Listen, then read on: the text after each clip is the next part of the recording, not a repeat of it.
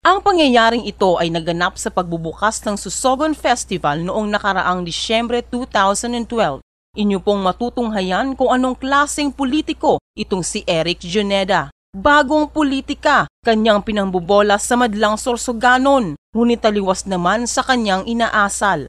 Ang paggalang sa matatanda ang isa sa napakaganda at kailangang taglayin ng mga kabataan sa ngayon.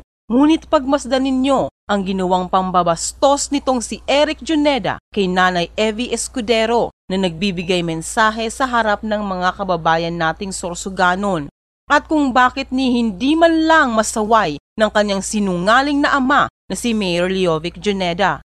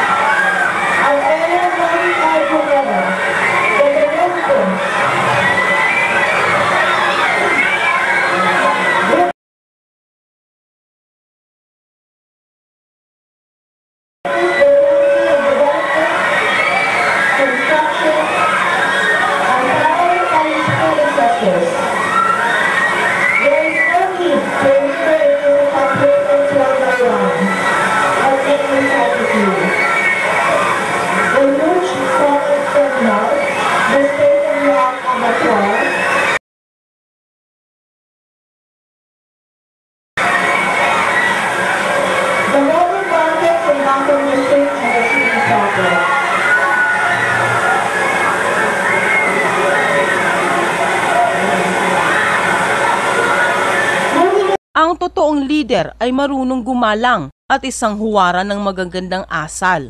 Nawa ay magising tayo sa bastos na pag-uugali ni Eric Juneda at sa kaipalang ginawa nito.